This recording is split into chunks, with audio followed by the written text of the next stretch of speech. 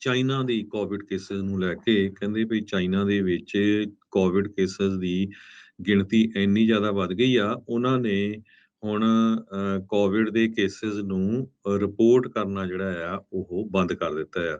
ਸਰੋਤਿਆਂ ਨੂੰ ਯਾਦ ਹੋਊਗਾ ਪਿਛਲੇ ਮਹੀਨਿਆਂ ਦੇ ਵਿੱਚ ਚਾਈਨਾ ਨੇ ਲੋਕਡਾਊਨ ਕਰਨ ਦੀ ਕੋਸ਼ਿਸ਼ ਕੀਤੀ ਸੀ ਤੇ ਲੋਕਾਂ ਨੇ ਬਹੁਤ ਜ਼ਿਆਦਾ ਪ੍ਰੋਟੈਸਟ ਕੀਤਾ ਤੇ ਉਹ ਤੋਂ ਬਾਅਦ ਫਿਰ ਉਹਨਾਂ ਨੇ ਇਹ ਸਾਰਾ ਕੁਝ ਲੋਕਡਾਊਨ ਕਰਨਾ ਬੰਦ ਕਰ ਦਿੱਤਾ। ਪਰ ਚਾਈਨਾ ਦੇ ਕਹਿੰਦੇ ਹਸਪਤਾਲ ਜੋ ਕਿਉਂਕਿ ਉਹਨਾਂ ਦੇ ਕੋਲ ਜ਼ੀਰੋ ਕੋਵਿਡ ਪਾਲਿਸੀ ਹੈਗੀ ਆ, ਧੜਾ ਧੜ ਉਹਨਾਂ ਦੇ ਜਿਹੜੇ ਹਸਪਤਾਲ ਆ ਉਹ ਭਰ ਰਹੇ ਹੈਗੇ ਆ ਬਿਮਾਰ ਲੋਕਾਂ ਦੇ ਨਾਲ, ਕੋਵਿਡ ਦੇ ਨਾਲ। ਪਰ ਨੰਬਰ ਜੋ ਰਿਪੋਰਟ ਕਰਨੇ ਆ ਉਹ ਉਹਨਾਂ ਨੇ ਬੰਦ ਕਰ ਦਿੱਤੇ ਆ।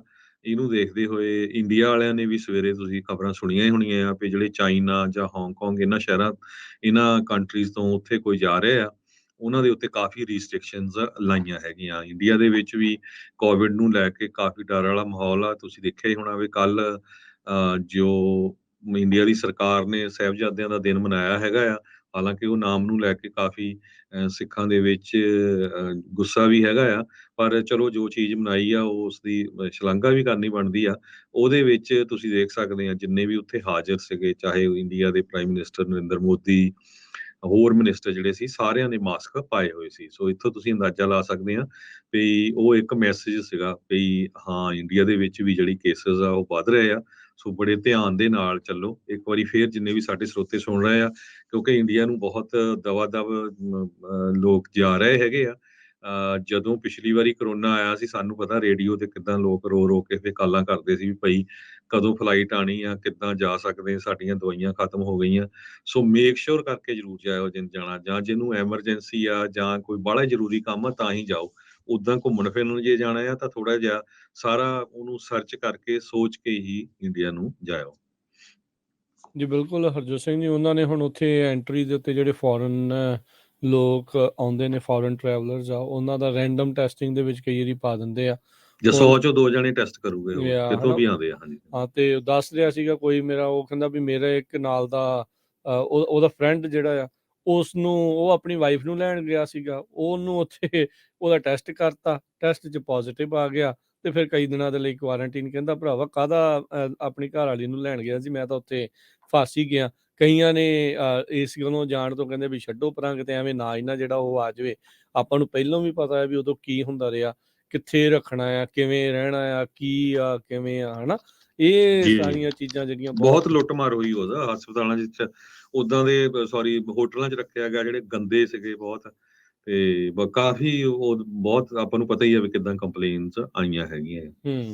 ਜੀ, ਤੇ ਬਿਲਕੁਲ। ਤੇ ਹਰਜੋਤ ਸਿੰਘ ਜੀ, ਅਗਲੀਆਂ ਖਬਰਾਂ ਦੇ ਵਿੱਚ ਵੱਧਦੇ ਜਾਈਏ। ਪੈਰਿਸ ਤੋਂ ਜਿਹੜੀ ਇਹ ਖਬਰ ਆ ਰਹੀ ਹੈ, ਕਈ ਵਾਰੀ ਬੰਦਾ ਕੋਈ ਬਹੁਤ ਜ਼ਿਆਦਾ ਦਿਮਾਗੀ ਤੌਰ ਤੇ ਸ਼ੁਦਾਈ ਹੁੰਦਾ, ਪਾਗਲ ਹੁੰਦਾ ਆ। ਇੱਕ 69 ਸਾਲਾਂ ਦਾ ਉੱਥੇ ਪੈਰਿਸ ਦਾ ਰਹਿਣ ਵਾਲਾ ਬੰਦਾ, ਕਹਿੰਦੇ ਆ ਵੀ ਉਹਨੂੰ ਫੋਰਨਰਸ ਦੇ ਨਾਲ, ਜਿਹੜੇ ਇਮੀਗ੍ਰੈਂਟਸ ਦੇ ਨਾਲ ਇੰਨੀ ਕੁ ਜ਼ਿਆਦਾ ਨਫ਼ਰਤ ਜਿਹੜੀ ਉਹ ਹੋ ਗਈ ਸੀ, ਉਸਨੇ ਰੀਸੈਂਟਲੀ ਪੈਰਿਸ ਦੇ ਵਿੱਚ 3 ਕੁਰਦਿਸਤਾਨ ਦੇ ਜਿਹੜੇ ਕੁਰਦ ਸੀਗੇ ਲੋਕ, ਉਹਨਾਂ ਨੂੰ ਜਿਹੜਾ ਉਹ ਫੇਟਲੀ ਸ਼ਾਟ ਕਰ ਦਿੱਤਾ, ਗੋਲੀ ਮਾਰ ਕੇ ਮਾਰ ਦਿੱਤਾ। 6 ਵਰੇ ਪਹਿਲਾਂ ਬਰਗਲਰੀ ਇਸ ਦੇ ਘਰ ਦੇ ਵਿੱਚ ਹੋਈ ਸੀ ਤੇ ਕਹਿੰਦੇ ਵੀ ਉਸ ਤੋਂ ਬਾਅਦ ਦੇ ਵਿੱਚ ਇਸ ਬੰਦੇ ਨੇ ਮਨ ਦੇ ਵਿੱਚ ਧਾਰਿਆ ਸੀਗਾ ਵੀ ਮੈਂ ਮਾਈਗ੍ਰੈਂਟਸ ਜਾਂ ਜਿਹੜੇ ਫੋਰਨਰਸ ਆ ਉਹਨਾਂ ਨੂੰ ਮਾਰਨਾ ਆ। ਸੋ ਕਹਿੰਦੇ ਵੀ ਇਹ ਜਿਹੜੀ ਚੀਜ਼ ਆ ਲੇਟੈਸਟ ਵੀਕਐਂਡ ਦੇ ਉੱਤੇ ਜਿਹੜੀ ਉੱਥੇ ਵਾਪਰੀ ਆ। ਕੁਰਦਿਸ਼ ਕਲਚਰਲ ਸੈਂਟਰ ਦੇ ਬਾਹਰ ਇਸ ਨੇ ਇੱਥੇ 3 ਕੁਰਦਾਂ ਨੂੰ ਗੋਲੀ ਮਾਰ ਕੇ ਜਿਹੜਾ ਉਹ ਮਾਰ ਦਿੱਤਾ ਤੇ 3 ਹੋਰ ਜ਼ਖਮੀ ਜਿਹੜੇ ਉਹ ਕਰ ਦਿੱਤੇ। ਕਹਿੰਦੇ ਵੀ ਉਸ ਨੂੰ ਬਾਅਦ ਦੇ ਵਿੱਚ ਡਿਸਆਰਮ ਕਰਕੇ ਤੇ ਉਸ ਨੂੰ ਸਬਡਿਊ ਜਿਹੜਾ ਉਹ ਕਰ ਲਿਆ ਗਿਆ। ਸਸਪੈਕਟ ਜਿਹੜਾ ਕਹਿੰਦੇ ਵੀ ਪਹਿਲਾਂ ਸਾਬਕਾ ਟ੍ਰੇਨ ਡਰਾਈਵਰ ਜਿਹੜਾ ਉਹ ਰਿਹਾ ਹੈਗਾ ਆ, ਉਹਦਾ ਨਾਂ ਤਾਂ ਅਜੇ ਜਿਹੜਾ ਉਹ ਨਹੀਂ ਦੱਸਿਆ, ਤੇ ਉਸ ਨੂੰ ਹੁਣ ਸਾਈਕੈਟ੍ਰਿਕ ਕੇਅਰ ਚੋਂ ਜੇ ਉਹ ਰਿਲੀਜ਼ ਹੁੰਦਾ ਆ ਤਾਂ ਉਸ ਦੇ ਉੱਤੇ ਰੇਸ਼ੀਅਲੀ ਮੋਟੀਵੇਟਿਡ ਮਰਡਰ ਦੇ ਜਿਹੜੇ charges, murder and arm violation ਦੇ ਜਿਹੜੇ ਚਾਰजेस ਆ ਉਸ ਦੇ ਵਿੱਚ ਲੱਗਣਗੇ। ਜਦ ਇਹ ਹਰਜੋਤ ਸਿੰਘ ਜੀ ਘਟਨਾ ਵਾਪਰੀ ਤਾਂ ਜਿਹੜੇ ਪ੍ਰੋਟੈਸਟਰ ਸੀਗੇ ਉਹਨਾਂ ਨੇ ਉੱਥੇ ਫਿਰ ਅੱਗਜਨੀ ਵੀ ਜਿਹੜੀ ਉਹ ਕਰ ਦਿੱਤੀ, ਭੰਨ ਤੋੜ ਵੀ ਜਿਹੜੀ ਉੱਥੇ ਹੋਈ ਕੁਰਦਿਸ਼ ਕਮਿਊਨਿਟੀ ਦੇ ਦੁਆਰਾ।